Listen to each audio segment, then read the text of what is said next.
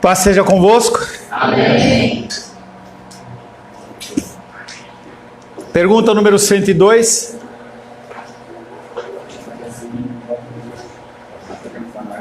Ainda dentro do tema da oração do Pai Nosso. Ô Vânia, você comeu um pãozinho, seu olho ficou maiorzinho. Ele era fome então, hein?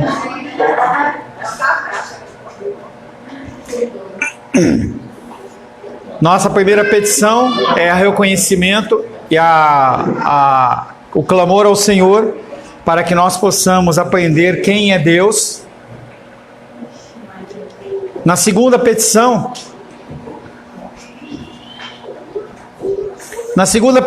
nós temos a condição em que ele fala: venha o teu reino, que nós oramos para que o reino de Deus venha, que não é o que o Alice falou de fugir do inferno, não é outra coisa, não?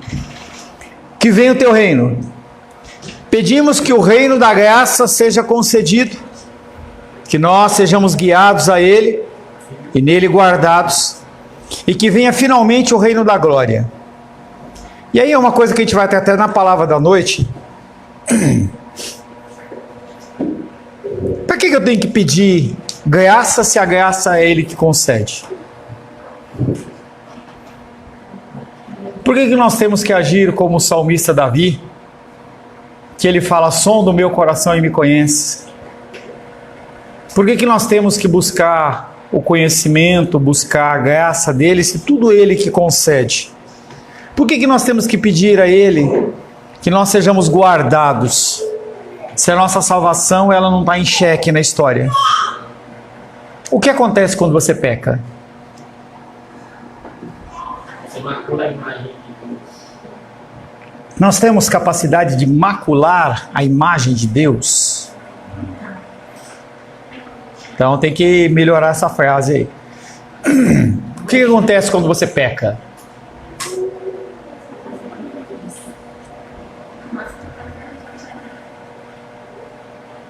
Desonrando o nome de Deus. Desonramos o nome de Deus, já melhorou um pouco. Envergonha. Nós temos que entender que nada do que nós venhamos a fazer ou deixar de fazer vai modificar Deus no sentido de aumentar, melhorar, diminuir, ser mais abençoado, menos abençoado, não. Mas quando nós pecamos, nós envergonhamos o Senhor, nós trazemos desonra ao seu nome, porque as pessoas olham para mim e para você. Você é crente? É assim que você age ou reage? O que é você orar ao Senhor pedindo que venha o reino dele para a nossa vida?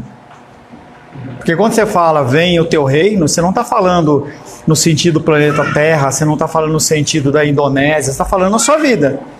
Porque da mesma maneira que você fala que a paz do Senhor esteja convosco, essa condição do reino de Deus, você está querendo que ele seja uma verdade na sua vida, para que as pessoas elas possam identificar a verdade de Deus, o reino de Deus na sua vida, as suas ações e reações, e você possa gerar no coração dessas pessoas algum tipo de sentimento de mudança ou transformação.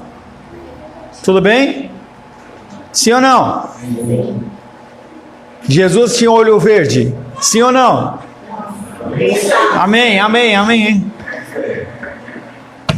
João Batista foi o último dos profetas do Antigo Testamento. Foi também mais do que um profeta. Quem era João Batista? Que mais? Primo de Jesus. Hã? Preparador do caminho. Preparador do caminho. Voz do que clama no deserto. Preparai o caminho do Senhor. Então a figura de João Batista é uma figura que ele era muito mais do que um homem que falava de coisas de Deus. Mas ele era um homem especial em que ele preparava o caminho do Senhor. Quem é o João Batista dos dias de hoje? Ou deveria ser? Porque nós preparamos o caminho de quem? Da segunda volta de Cristo. E apesar da segunda vinda, apesar de já ter um tempo determinado, não acontece porque eu não faço aquilo que eu deveria fazer. Venha o teu reino. O que é eu pedir para o Senhor falar, venha o teu reino? venha o teu reino no meu trabalho, venha o teu reino na minha forma de me alimentar, do meu jeito de agir, como que eu respondo, como eu reajo com as pessoas. As pessoas, elas conseguem ver na sua vida o reino de Deus? Quanto tempo você demanda de leitura e meditação na palavra? Quanto ama a tua palavra, é quanto eu amo o Senhor. Se você não é uma pessoa, e aí se você fizer um teste prático, que eu sou condenável também. Se você fizer um teste prático agora, e pegar o seu celular e olhar quanto tempo de mídia social em Instagram, e não vem com conversa de trabalho não, tá? Instagram e Facebook, soma esses dois tempos e vê quanto tempo você lê a palavra e quanto tempo você fica aqui. Que reino nós estamos trazendo à terra? O reino dos rios, o reino dos shorts, o reino de um monte de coisa, mas não é o reino de Deus. E aí a gente vê que essa primeira parte da oração, ele fala do reconhecimento de quem Deus é, e ele fala, venha o teu reino. João Batista foi o último dos profetas da antiga dispensação. Heloísa, feio. Foi também mais do que um profeta. Como nos diz Jesus, ele foi o predecessor dele, quem primeiro anunciou o batismo de arrependimento e o reino dos céus. Até então, ninguém se falava ainda de arrependimento. E se nós estamos vivos, nós podemos nos arrepender do reino que nós estamos proclamando e mudar o nosso comportamento para proclamar o verdadeiro reino dos céus. João Batista era quem? Primo de Jesus, voz do que clama no deserto, mas quem ele era dentro do contexto social?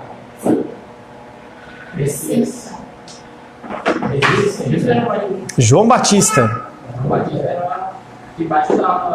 Ele era filho de quem? Ele era filho de quem? Sacerdote. Se ele era um filho de sacerdote, ele ia ser o que depois? Ele ia ter que trabalhar? Ele ia ter status? Ia. Ia ser reconhecido? Ia passar necessidade? E por que ele abriu mão de tudo? Porque ele entendeu que ele tinha que proclamar o reino dos céus, e não o reino daquele povo que dizia que pregava a palavra e não pregava. A condição de João Batista, dentro da condição do arrependimento e o batismo e o reino dos céus, ele vem trazendo uma nova visão de uma coisa em que ele abre mão de uma posição que ele tinha para mostrar uma coisa muito melhor. Se você não reconheceu no início da oração do Pai Nosso a figura de quem é Deus, você vai continuar ainda dando privilégio em relação às coisas naturais ao detrimento das espirituais. Todavia Jesus nos diz que o menor no reino dos céus é maior do que ele. Como que esse homem, que abre mão do seu cargo social, do seu poder político e espiritual, bem-estar, reconhecimento, dentro de uma época em que isso era importante, Jesus fala, esse cara, que é o maior nascido de mulher, ele é o menor dentro do reino dos céus.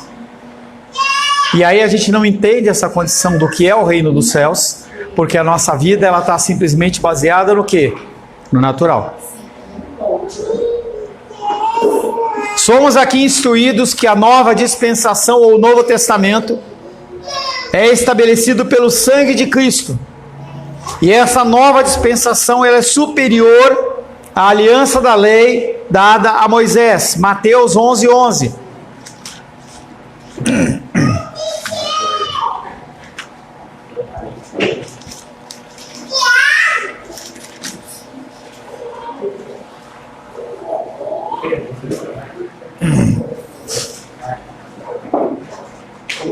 Pedro?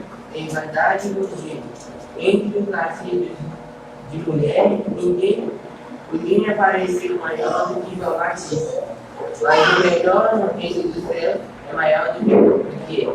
Tá, então Jesus ele vem trazendo essa condição de que nós temos que começar a identificar o reino de Deus nas nossas vidas e começar a nos arrepender do que nós temos colocado como prioridade.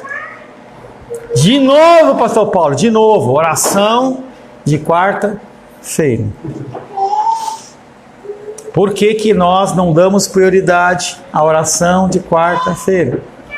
Porque nós achamos que o reino do mundo, se não trabalhar, se não fizer, você vai passar fome. Nós olhamos para as situações do dia a dia e nós privilegiamos a situação do natural. Quarta-feira, o Ales orando, Ingrid orando, cadê o Pedro? Está trabalhando. O que vocês estão ensinando para ele? Que a prioridade não é a casa de Deus e as coisas do Senhor, mas é o que? A produção do recurso financeiro. Sendo que tem segunda, terça, quinta, sexta e sábado. Porque nesse dia específico você tem que fazer a pessoa trabalhar ou não. Só se faz isso porque nós não temos temor em relação ao reino dos céus.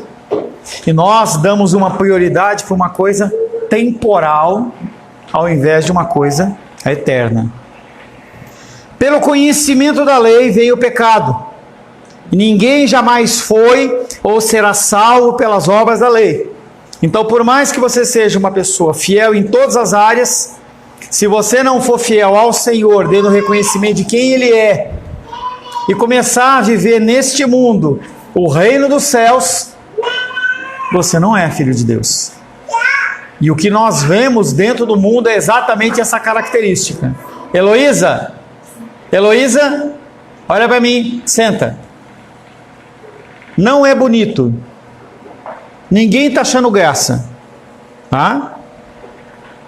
Pelo conhecimento da lei veio o pecado e ninguém jamais foi ou será salvo pelas obras da lei. Mas você tem que agir com as obras da lei, que é o que nós estamos falando, finalizamos na semana passada, da condição da couraça da justiça. Essa justiça é uma justiça que procede do Altíssimo, mas não quer dizer que eu não tenho que ser justo com as pessoas dentro do ambiente que eu vivo. Cinturão da verdade. Essa verdade é a verdade da palavra de Deus.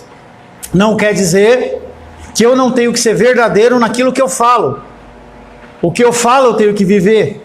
Que é exatamente a condição de que ninguém foi ou será salvo pelas obras da lei. Mas eu tenho que viver as obras da lei. Eu tenho que honrar pai e mãe. Eu tenho que ser fiel ao nome do Senhor. Não devo adulterar, não devo mentir, não devo cobiçar. Então essas obras da lei, elas têm que ser um reflexo da minha vida. Cada vez mais essas coisas vão ser coisas que as pessoas vão identificar na sua vida como um cristão ou não cristão. E isso é trazer o reino de Deus. Independente da dificuldade, você procurar fazer o quê? Mostrar para as pessoas que, apesar do mundo ser injusto, eu sou justo. Apesar do pessoal ser mentiroso, eu sou verdadeiro. Apesar de as pessoas gostarem de levar vantagem em tudo, eu faço o que é certo, o que é correto. Isso é trazer o reino de Deus. Todas as pessoas que foram salvas no Antigo Testamento foram salvas pela vinda do reino de Deus em Cristo, o qual, sem conhecer, prefigurava em seu sacrifício. Então, apesar das pessoas não ouvirem sobre Cristo, fica calma, tá? Apesar das pessoas não conhecerem Cristo no Antigo Testamento, o ensinamento dos sacrifícios, de holocaustos e tudo mais, mostrava que sem derramamento de sangue, não havia comunhão. Então eles aprendiam de uma outra forma, que talvez seja uma forma diferente, que os índios lá no interior da Amazônia, que nunca vão ouvir o nome de Cristo, eles vão ser salvos ou não vão ser salvos. Porque a condição do sacrifício é, eu não sou suficiente para me salvar. Eu preciso deste reino. Eu preciso da manifestação da glória do Senhor. Podemos ver isso no livro de Jó, quando ele afirma sua confiança no Redentor que ele não conhece. O livro de Jó é um dos livros mais antigos da Bíblia. Ele não conhecia a figura do Messias. Não se sabe se ele conhecia a figura do Deus de Israel que não existia ainda, que era o Deus de Abraão que ia aparecer depois. Mas ele fala: o meu Redentor vive. Jó 19, 25.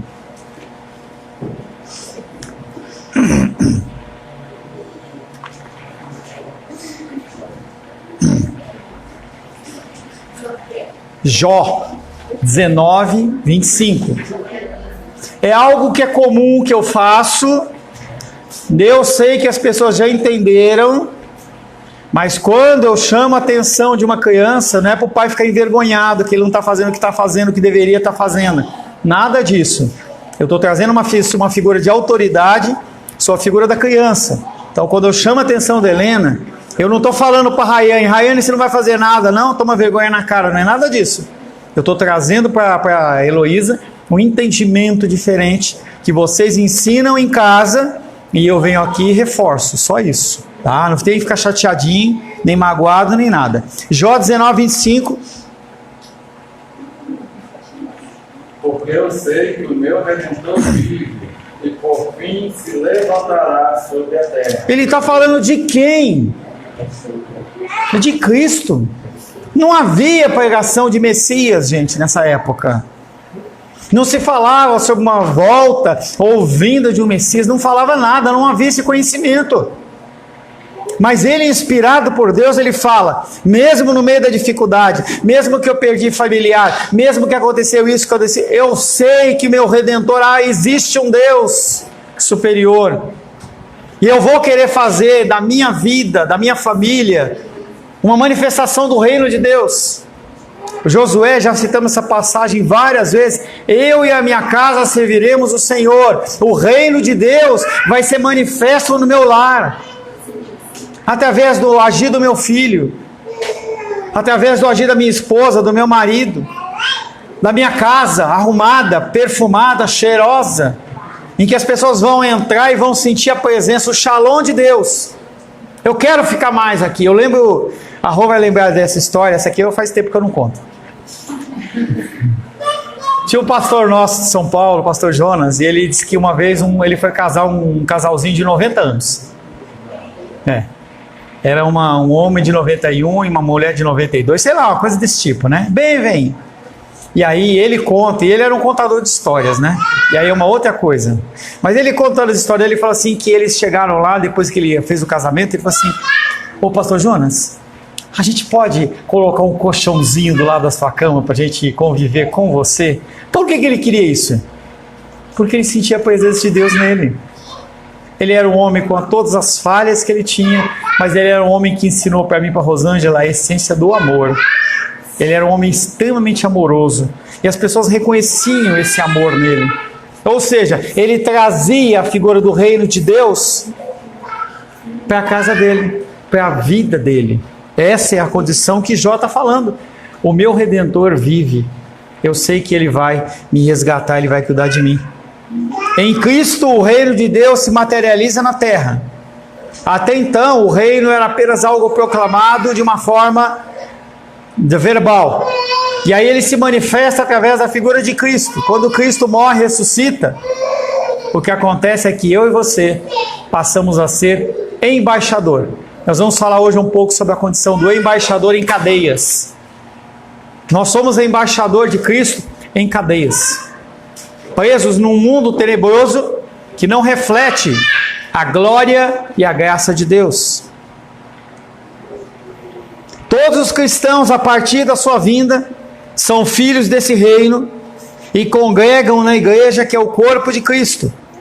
O reino de Deus na terra é parte da igreja local e parte do mundo. Somente Deus conhece seus filhos. Por isso que a gente prega para todo mundo. A nossa igreja, ela tem que ser uma referência da sua casa.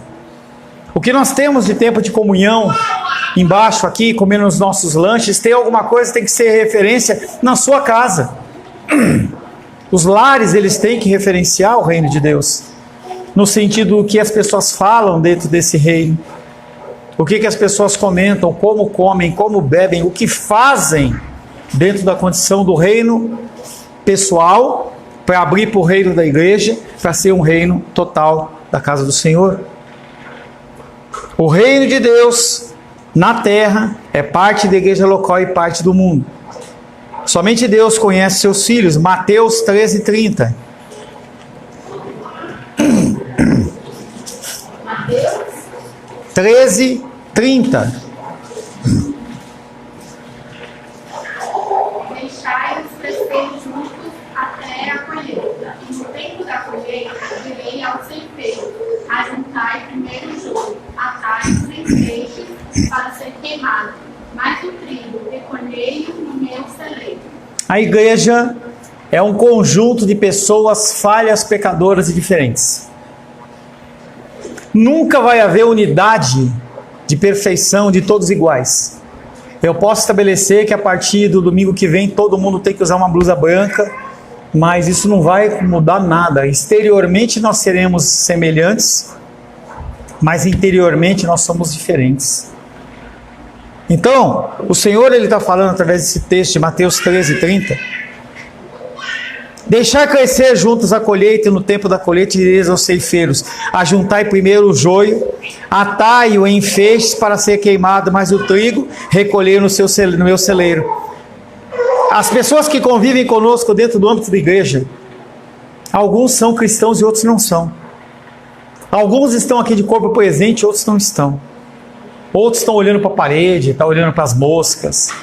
A Heloísa faz uma graça, a pessoa vai olhar e arruma a trança de não sei quem, faz não sei o quê. A pessoa está em qualquer lugar, menos do que aqui. O que é o reino de Deus? O reino de Deus se constitui de todas as pessoas salvas em todos os tempos. Não pessoas que você acha que é certo, não pessoas que você acha que devem ser ou que não devem ser, mas os filhos de Deus. Aqueles que já morreram já estão no reino dos céus.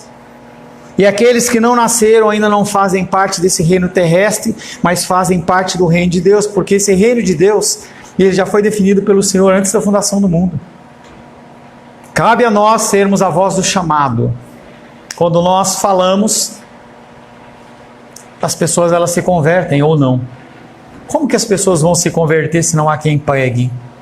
Como que as pessoas vão se converter se você achar que o reino seu é apenas o seu trabalho, ou é o dia das mães, dia das mulheres, dia dos namorados, ou o que quer que seja?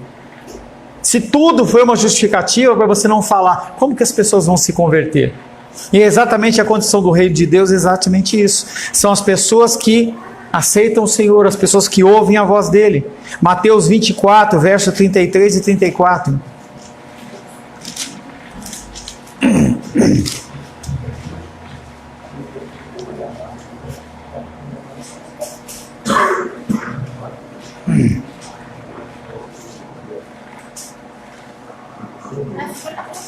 Mateus capítulo 24, versos 33 e 34.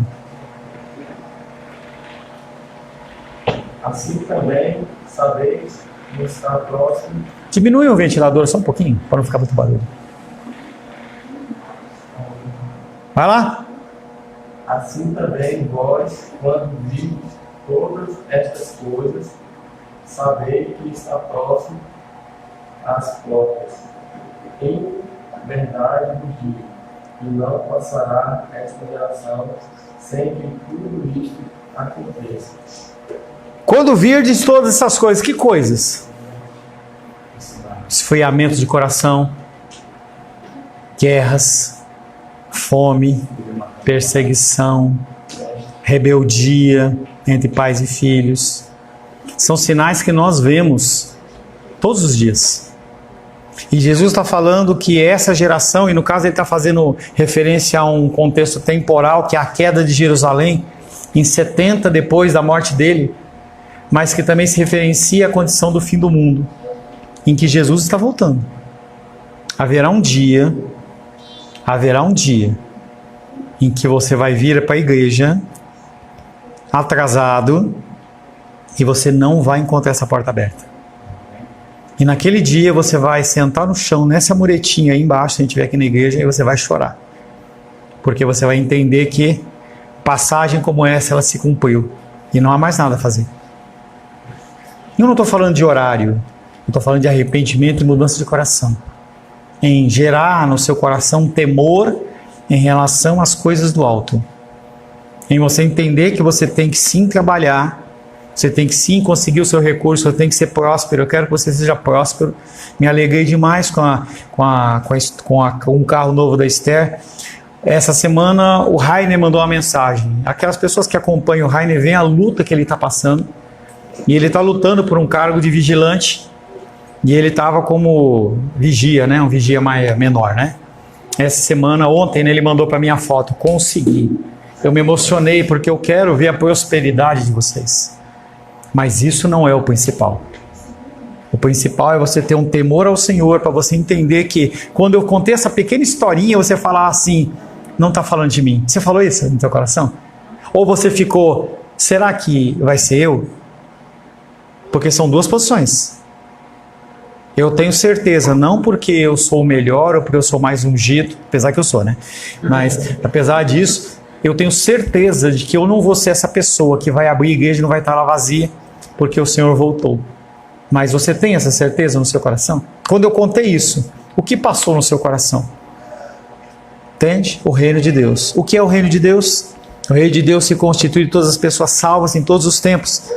Aqueles que morreram já estão no reino dos céus. E aqueles que não nasceram ainda não fazem parte do reino terrestre, mas já fazem parte do reino de Deus. O reino da glória será estabelecido na segunda volta de Cristo.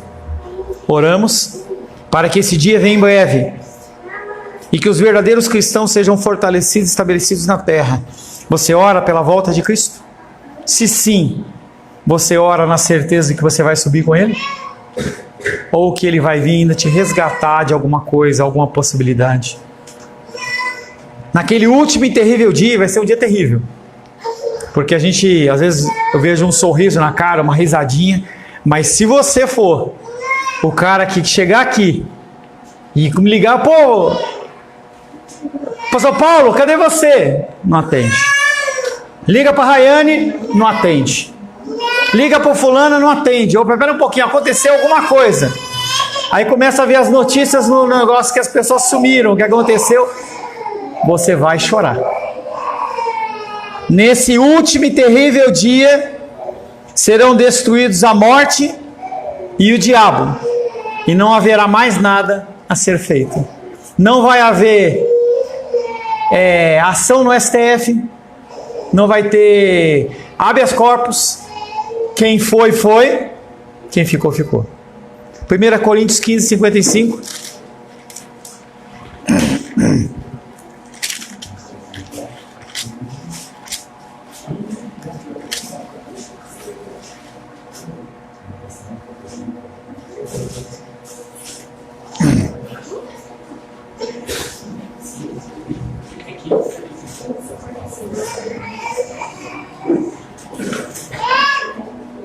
É alguém do fundão, hein?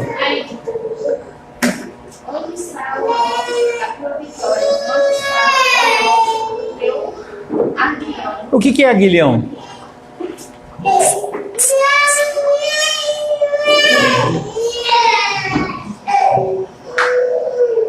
Vamos dos 50. Isto afirmo, irmãos, que a carne e o sangue não podem herdar o reino de Deus, nem a corrupção herdar a incorrupção. Eis que vos digo um mistério: nem todos dormiremos, mas transformados seremos todos. Num momento, no abrir e fechar de olhos, ao ressoar da última trombeta, a trombeta soará, os mortos ressuscitarão incorruptíveis e nós seremos transformados, porque é necessário que esse corpo corruptível se revista de incorruptibilidade e que o corpo mortal se revista da imortalidade. E quando esse corpo corruptível se revestir de incorruptibilidade e o que é mortal se revestir de imortalidade, então se cumprirá a palavra que está escrita: tragada foi a morte pela vitória. Onde está, ó morte, a tua vitória? Onde está, ó morte, o seu aguilhão ou o seu ferrão? O ferrão, aguilhão da morte é o pecado, e a força do pecado é a lei. Graças a Deus que nos dá a vitória por intermédio do nosso Senhor Jesus Cristo. Portanto, meus amados irmãos, sedes firmes e inabaláveis e sempre abundantes na obra do Senhor, sabendo que no Senhor o vosso trabalho não é vão.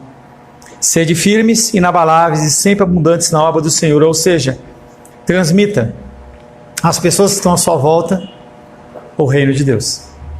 Muito mais do que qualquer outra coisa. Seja bem-aventurado, seja uma pessoa mansa, seja uma pessoa pacificadora, que as pessoas elas possam identificar na minha vida e na sua vida o reino de Deus. Para essas pessoas, você não vai estar do lado da morte, nem vai estar do lado do diabo. Você vai estar do lado daquelas pessoas que são o trigo. Senão, você vai ser juntado com o resto do joio e vai ser colocado no fogo que não se apaga, que é mais quente do que a igreja cristã Semente de Vida no dia do verão. Amém? Senhor, em nome de Jesus, louvamos o Teu nome e agradecemos pela Tua graça e pelo Teu amor. Queremos pedir, Pai querido, que cada vez mais o Senhor nos abençoe, nos guie, nos oriente, nos dê direção, Pai. Que nós possamos reconhecer a Sua grandeza e a Sua santidade. Pai nosso que estás no céu, santificado seja o Teu nome. Que nós entendamos que o Teu reino está chegando e que nós podemos ser participantes dele ou podemos ser pessoas alienadas a esse reino. Nos abençoa, te pedimos em nome de Jesus. Amém. Graças ao nosso bom, querido e amado Deus.